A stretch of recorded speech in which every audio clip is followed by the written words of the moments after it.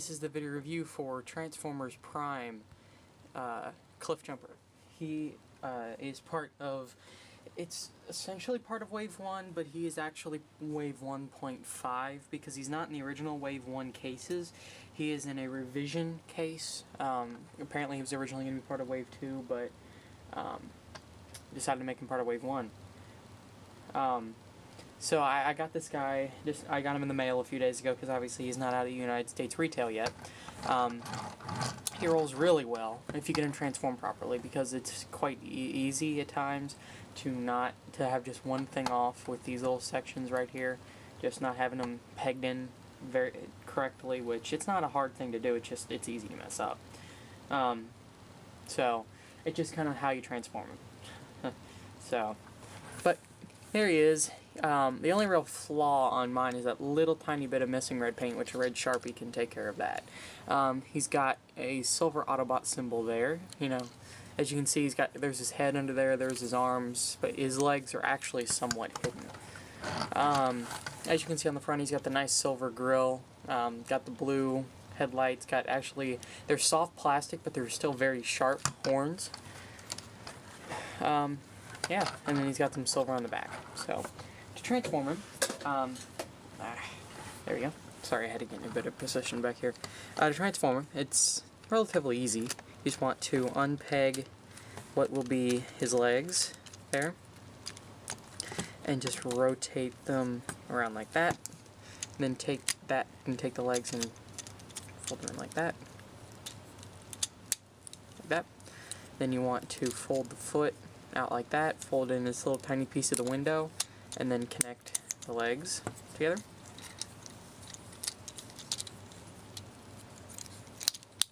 Like that. You want to come back here and lift this piece up, and then fold these little pieces in like that. That will be used a little bit in a minute in the transformation, a little bit later. Then you want to come up here, you want to split his arms. And you also want to fold this piece down and then rotate this piece 180 degrees and fold this in. It's got a little tiny tab there that just splits the windows just enough. But yeah, you want to unpeg the arms, then it makes it a lot easier on that little chest piece there.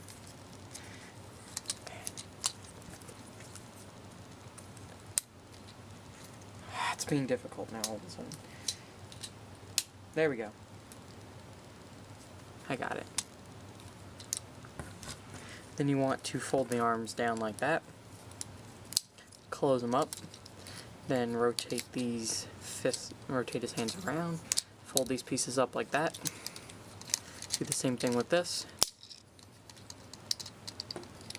Like that. You want to fold his head up. And then there's this little tab, this little peg hole there and the little tab there, and you want to fold that back and fold the headlights up, which fill in his upper waist area there. And then you want to tab in that, or peg in that tab to the back of his neck area there.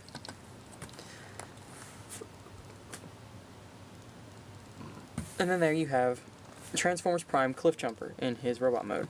I sadly did not bring any Prime toys down, aka Starscream. I originally was just going to have Starscream compared to him. But Starscream is the biggest. He's about yay big compared to, let me lift that up, about yay big compared to Cliffjumper. So Cliffjumper is not big, yet he's not small. I do have one size comparison though of a figure I have yet to review, but a lot of people have this mold because it's been released for a while. This is the Dark of the Moon Fire Blast Optimus Prime, or Fire Burst. There we go, that was better. Fire Burst Optimus. That, obviously it's a Voyager class, but still you can see the size differential. The Prime Deluxes aren't, their vehicle mode size is deceptive. They are not small figures like the deluxe figures for Dark of the Moon are, because they had the big, Hasbro even said we had to make them smaller because of the big weapons. So And Cliffjumper does have weapons, but they're built into his arms, which I'll get to in a minute. But, you know, so they don't have to worry about the extra budget going to the MechTech weapons anymore, so the deluxe figures are actually decent sized again. Although Cliffjumper, in my opinion, is a little small, he's not a lot of the Dark of the Moon deluxe figure small. So, like I said, he does have his cannons, which you have to have the wrists folded like that to get it to work.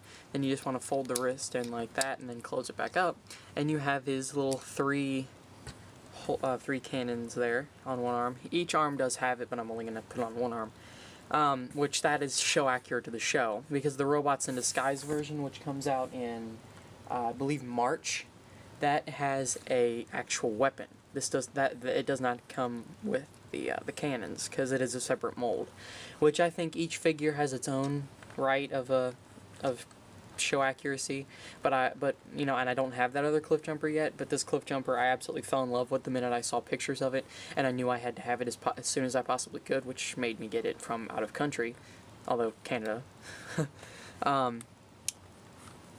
Which I didn't go to Canada and get it, I got it from someone in Canada. But, you know, and I'm not regretting spending not really too much over retail for it, because it is an absolutely stunning figure. I mean, there's literally no flaws, if you ask me, other than that little paint chip, which is just mine, on this Cliffjumper. Sure, people have complained about how thick the forearms are, not the forearms, but just the arms, because of the wheel piece not folding any way or any different, which that's fine with me. I don't, it doesn't add any kibble to it. Literally, he has no kibble.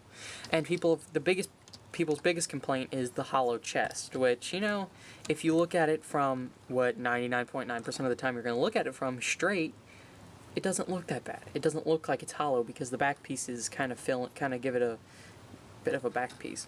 If you look from back here, it doesn't look hollow. The only way it looks hollow is if you're looking directly through the side, which I don't see why you would want to do that. But other than that, he has no kibble whatsoever, other than the little tiny pieces here that people are bothered by, but I'm not. Great paint applications of the few they have. I mean, I absolutely love it. Articulation-wise, he's got ball-jointed arms there. He can rotate at the upper bicep. He's got 2 points of articulation at the elbow, one here and one here. His wrists can rotate there on a wrist swivel.